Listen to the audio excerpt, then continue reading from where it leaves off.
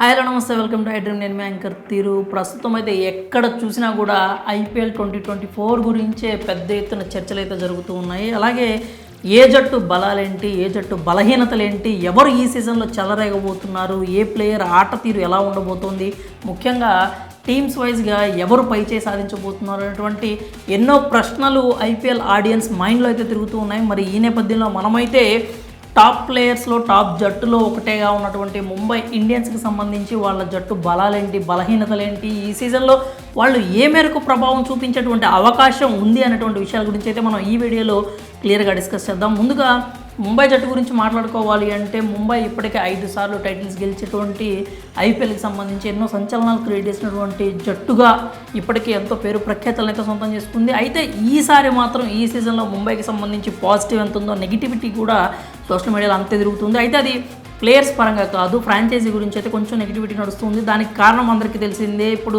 జట్టు కోసం ఎంతో కృషి చేసినటువంటి రోహిత్ శర్మని పక్కన పెట్టేసి హార్దిక్ పాండ్యాకి కెప్టెన్సీ పగ్గాలు అందించడం మీద ఇప్పటికీ కూడా ఎంతో కొంత అసంతృప్తి అయితే నడుస్తుంది. రోహిత్ శర్మ మాత్రం వచ్చి జట్టులో చేరాడు. అలాగే హార్దిక్, రోహిత్ కూడా రీసెంట్గానే ఇద్దరు ఆప్యాయంగా హగ్ చేసుకోవడం కూడా మనం చూసాము. మరి ఈ నేపథ్యంలో జట్టు పరిస్థితి ఎలా ఉండబోతుందో చూద్దాం. ముందుగా ఎంఐ జట్టుకు సంబంధించి బలాల గురించి మాట్లాడుకున్నట్లయితే కొత్తగా వచ్చినటువంటి కెప్టెన్ హార్దిక్ పాండ్యా, అలాగే రోహిత్ శర్మ గురించి ఖచ్చితంగా చెప్పుకోవాలి. ఎందుకంటే హార్దిక్ పాండ్యా, రోహిత్ రూపంలో ముంబై జట్టుకి ఇద్దరు కెప్టెన్స్ అయితే ఎప్పుడు కూడా రెడీగా ఆన్ ఫీల్డ్లో అయితే ఉంటారు. ఖచ్చితంగా హార్దిక్ పాండ్యాకి ఏదైనా డౌట్ వచ్చినా, లేకపోతే రోహిత్ శర్మ అనుభవాన్ని ఉపయోగించుకోవాలి అనుకున్నా కూడా ఖచ్చితంగా కూడా రోహిత్ శర్మ అయితే ఎప్పుడు అందుబాటులోనే ఉంటాడు. వాళ్ళిద్దరి మధ్యనటువంటి రిలేషన్షిప్ మీద ఆధారపడి ఎంఐ విజయ అవకాశాలు కూడా ఆధారపడి ఉంటాయి. దాంట్లో ఎలాంటి అనుమానం లేదు. ఇద్దరు కెప్టెన్స్ అయితే ముంబైకి అందుబాటులో ఉంటారు అని చెప్పడంలో ఎలాంటి సందేహం లేదు. ఇంకా జట్టు పరంగా చూసుకున్నట్టయితే బుమ్రా లాంటి వరల్డ్ క్లాస్ బౌలర్ అయితే ముంబై జట్టులో ఉండటం వాళ్ళకి అతిపెద్ద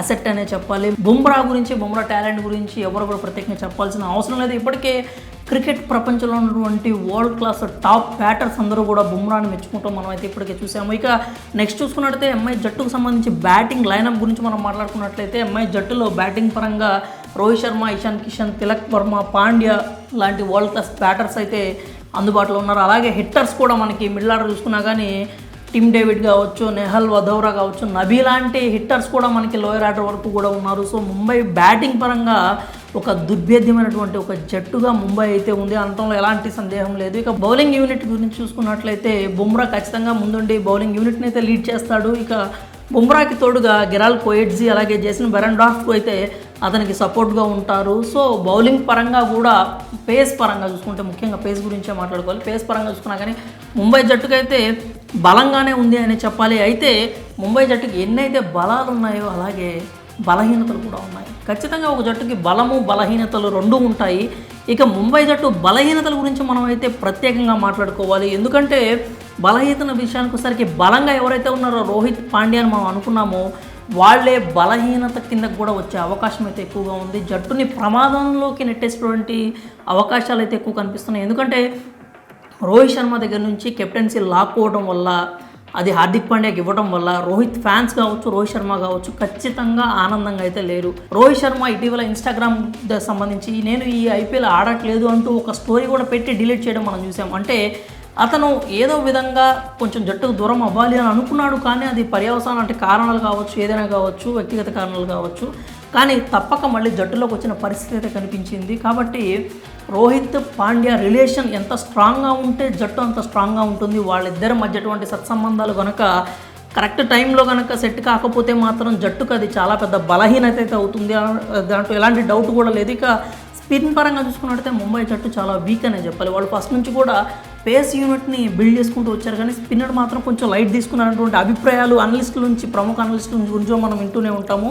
ఇక జట్టులో చావలా మినహా పెద్ద టాప్ స్పిన్నర్స్ ఎవరూ లేరనే చెప్పాలి. ఇక చావలాకి తోడుగా కుమార్ కార్తికేయ, ములాని, శ్రేయస్ గోపాల్ ఉన్నా కూడా వాళ్ళకి ఎంతవరకు జట్టులో ఛాన్స్ వస్తుంది అంటే చెప్పలేని పరిస్థితి అనే చెప్పాలి. ఈ విధంగా చూసుకున్నట్టయితే ముంబైకి బౌలింగ్ యూనిట్ చూసుకుంటే స్పిన్ పరంగా చాలా అంటే చాలా వీక్గా ఉన్నారనే చెప్పాలి. స్పిన్నర్స్ మాత్రం చాలా ఇబ్బందిగా ఉంటుంది వాళ్ళకైతే. తుది జట్టు విషయానికి వచ్చేసరికి పేస్ యూనిట్ ఎంత బలంగా ఉంటుందో స్పిన్ మాత్రం దానికి క్వైట్ ఆపోజిట్గా ఉంటుంది. ఇక రోహిత్ పాండ్యా ఎంత తొందరగా ఫ్రెండ్షిప్ బిల్డ్ చేసుకుంటే జట్టుకు అంత మంచిగా ఉంటుంది. అలాగే ఇక ముంబై జట్టు ఓవరాల్గా చూసుకున్నట్టయితే బ్యాటింగ్ కావచ్చు, రోహిత్ శర్మ, పాండ్యా లాంటి కెప్టెన్సీ చేసేవాళ్ళు ఇప్పుడు గుజరాత్ టైటన్స్ కూడా టైటిల్ అందించినటువంటి అనుభవం అయితే ఉంది కాబట్టి హార్దిక్ పాండ్యాని కూడా తక్కువ చేయడానికి లేదు ఇక్కడ. కాబట్టి కెప్టెన్ పరంగా, బౌలింగ్ పరంగా, బ్యాటింగ్ పరంగా అంతా కూడా ఎంఐ జట్టు స్ట్రాంగ్గానే ఉంది. కదా స్పిన్ యూనిట్ ఒక్కటే వాళ్ళు కొంచెం దృష్టి పెట్టాల్సి ఉంది. ఓవరాల్ చూసుకున్నట్టయితే ముంబై జట్టు ఖచ్చితంగా ఐపీఎల్లో 2024 సీజన్లో